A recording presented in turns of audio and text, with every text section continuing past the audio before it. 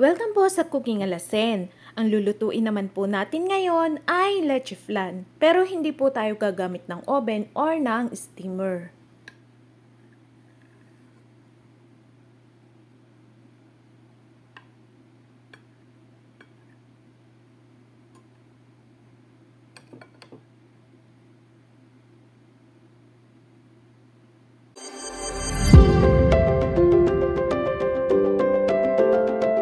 Ang una ho nating gagawin ay magkakaramelize muna tayo ng sugar or arnibal.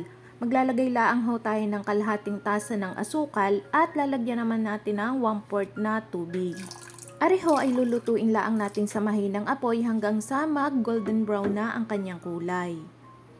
At agad ho nating isasalin sa ating mga prepared na molder. Pwede rin ho kayong gumamit ng lianera. Isa-set aside ho muna natin are hanggang sa tumigas. At habang areho ay pinalalamig natin, tayo naman ay gagawa ng ating leche flan mixture. Gagamit ho tayo ng 2 whole eggs. Itlog ho ang aking inuuna para halimbawang kung may bugok ay hindi ho masasayang ang ating mixture. At ating laang hong kakasawin and then isusunod na ho natin ang condensed milk. Kung hindi ho available ang condensed milk sa inyong bahay, pwede ho kayong gumamit ng 1 cup of sugar. Sunod naman ho ay 1 cup ng fresh milk or evaporated milk. I-mix lang ho natin hanggang sa mag-well combine na ang ating mga ingredients. Pag nahalo na ho nating mabuti, areho ay atin munang iseset aside. At gagawa naman tayo ng magpapabuo sa ating leche flan. Maglalagay lang ho tayo ng 1 1/4 cup ng fresh milk or evaporated milk. At saka 25 grams ng jelly powder, 1/4 cup ng asukal. Haluin lang ho natin mabuti hanggang sa matunaw na ang ating asukal. At saka ho natin are isasalang sa kalan. I-turn on nyo lang ho ang inyong kalan sa medium heat at hintayin nyo lang ho aring uminit.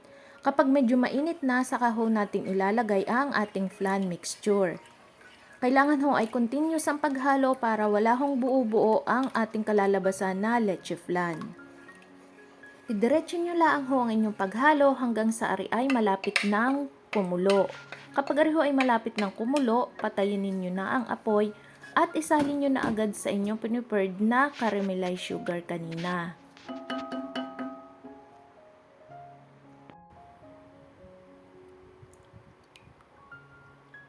Kapag ariho ay naisalin nyo na sa inyong molder, ariho ay inyo munang palamigin bago ninyo ilagay ng ilang oras sa ref para ho tumigas ang ating leche flan. Garinin na ho ang kanyang kalalabasan after natin mailagay sa ref. Kung kayo ho ay nakaabot na sa puntong are, baka naman ho maaaring makikilike at subscribe sa Cooking Alasen. At marami pa akong share sa inyo ng mga budget-friendly na recipe. Mura na, masarap pa.